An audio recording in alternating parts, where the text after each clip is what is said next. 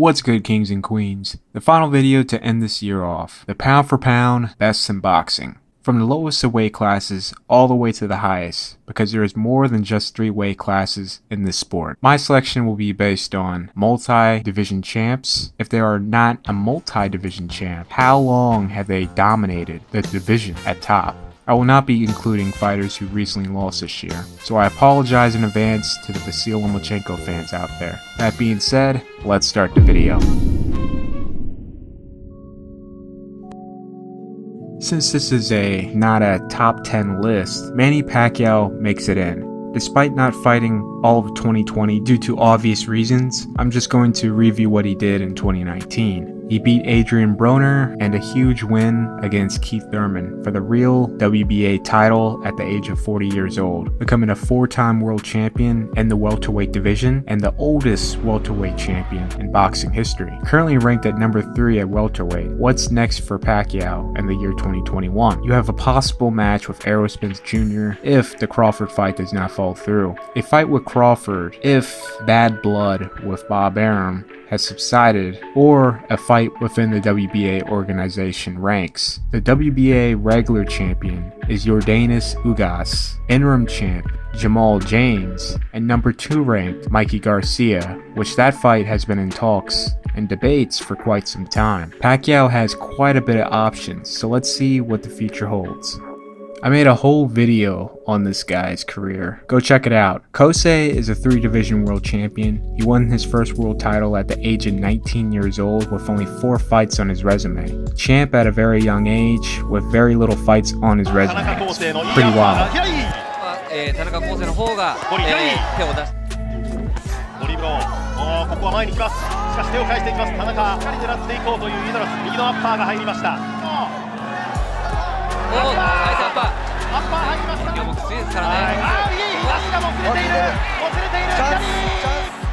He became a 2-division champ, his 7th pro bout.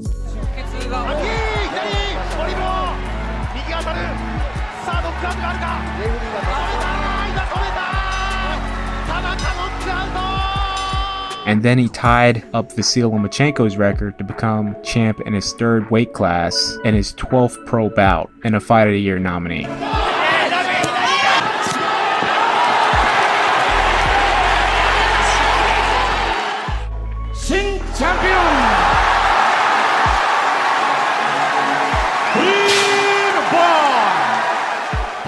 In late 2019, he was upgraded to WBO Super Champion, which he can freely move up or below a division, become that champion's immediate mandatory, and fight them.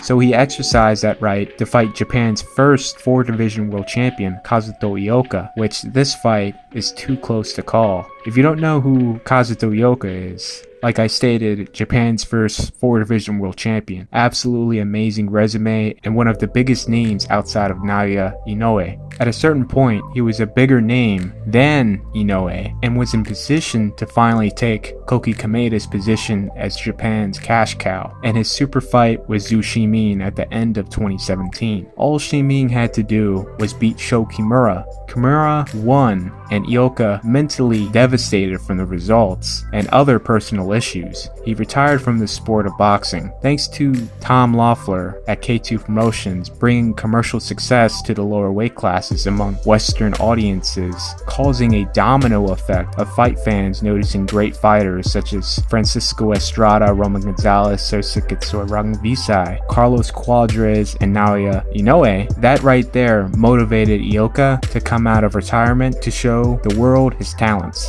Tanaka has his hands full. These two fight on December 31st. A win here will make Tanaka the fastest man to become a 4-division world champion at the record of 15-0, and possibly the youngest, as he is at the age of 25. I think after such a win, he should be recognized by Ring Magazine in their rankings. Also, to end the segment off, he needs to fight the winner of Estrada versus Gonzalez. That is a must there. That is for your legacy.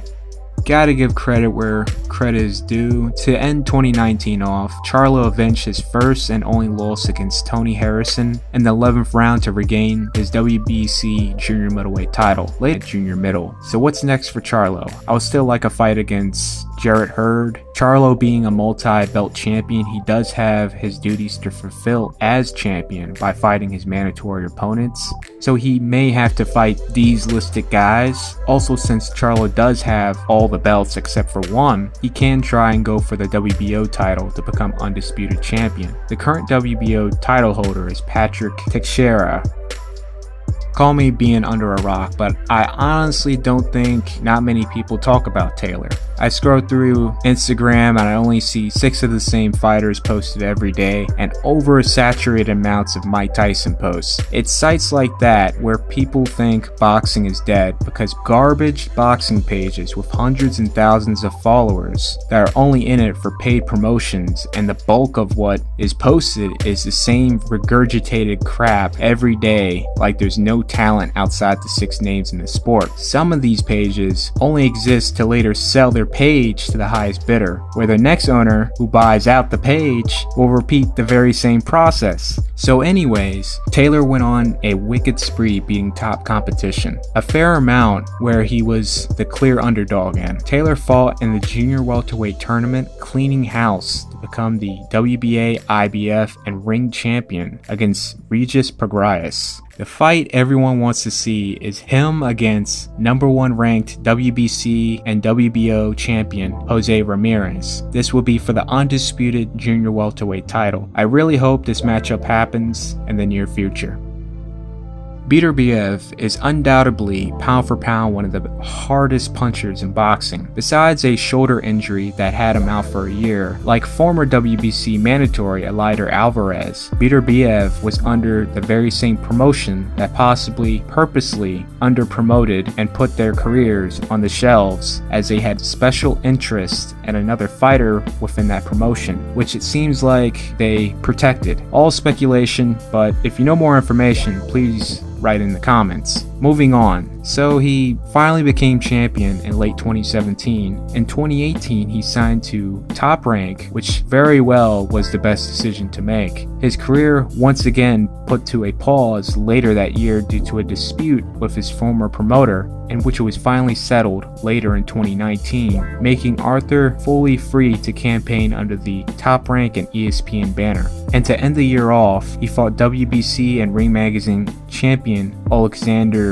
G, stopping him in the 10th round. Beterbiev now the man at light heavyweight. He currently has a title defense coming up in 2021. Hopefully, once his duties is complete as champion, he will later down the road unify against #1 ranked WBA champion Dmitry Bivol.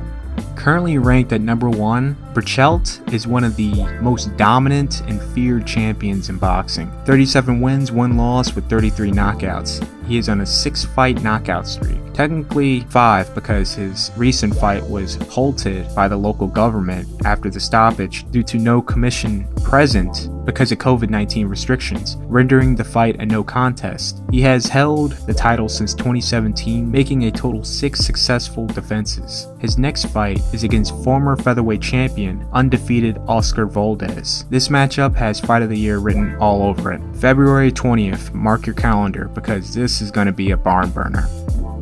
Estrada is easily the most underrated, most underappreciated champions in boxing, and from Mexico. He was a unified flyweight champion, making 5 successful defenses. At his first run at the ring and WBC super flyweight title, he came up short against Surisikit Sorangvisai, but he will avenge his first loss since Roman Gonzalez in 2012 by beating Rungvisai to become the man at super flyweight. In 2020, Estrada beat rival Carlos Cuadras in their anticipated rematch, that fight being very exciting, possibly even more exciting than the first fight. Both guys touching the canvas, Estrada coming on top, stopping Cuadras in the 11th round. For 2021, Estrada will be unifying his titles with WBA champion Roman Gonzalez. The winner will most likely be fighting Rungvisai in a third fight, or the winner of Tanaka versus Yoka. If you have not been paying attention to this massive rivalry shared within these fighters, it's not too late to catch live. This is boxing at its peak here. What can I say? This man is clearly pound for pound one of the best. Former undisputed cruiserweight champion. First to do it since O'Neal Bell in 2006 when he beat Jean-Marc Mormec. Usyk cleaned out an entire division. Now making his campaign for the heavyweight title. In late 2019, he made his heavyweight debut against tough veteran Chaz Witherspoon. Despite it being his heavyweight debut, it wasn't a legitimate test to see how he would fare up against top heavyweight competition. He will prove where he stands against Derek Chisora. With a mountain of heavyweight prize fights to be made, Usyk might be waiting in line for quite a while for a title shot, so we'll see how things play out in 2021, as he's sitting right at number 10 in the heavyweight rankings. Obvious pick here, undisputed champion at junior welterweight, first since O'Neal Bell in 2006, but the first undisputed champion since WBO was recognized as a legitimate organization by the rest of the belt organizations. This making it now a mandatory to have the WBO in your possession to become undisputed, which came into effect in 2007. Crawford, currently the WBO welterweight champion, has made 4 successful defenses and sitting at number 2 in the rankings. Crawford is in a weird position because he is with Top Rank and the rest of the title holders in boxing is with PBC Al Heyman. Both parties will do their absolute best to keep their fights in-house as long as possible before making a cross-promotion bout because of personal politics. So in rare instances, Aaron will do a cross-promotion with Al Heyman. This fight was talked about for a while now, but they have not came up with a deal both parties can agree on for this fight. When the fight was first brought to the public's attention, Spence told Crawford, "Let me do my end of the bargain by getting the rest of the titles, and you do yours by remaining WBO champion." Because these two guys want to fight for the undisputed title. They have to work together to make this happen. But I think they thought that Manny Pacquiao was not going to be around this long, and since now he's the WBA super champ, that may have paused their plans of unifying the entire division, unless Spence decides to fight Manny and come up successful. Not many fighters keep the IBF title for long, all due to the IBF being incredibly strict when it comes to fighting your mandatories. Errol has successfully fulfilled his duties as champion and then some, unifying against Porter for the WBC title. Spence made his comeback earlier this year against Danny Garcia, who was Errol's mandatory opponent for the WBC title. So what's next for Spence coming into 2021? Whoever he has to fight as the IBF mandatory, and after that, hopefully a unification. Like I stated, a Crawford fight is likely, or a Pacquiao fight, but if the goal is to unify the division from a business perspective for the largest amount of revenue in-house for PBC Al Heyman would be take the risk now and fight Crawford first. If Spence wins, they can have an in-house super match against Manny Pacquiao for the undisputed title on their platform for big profit.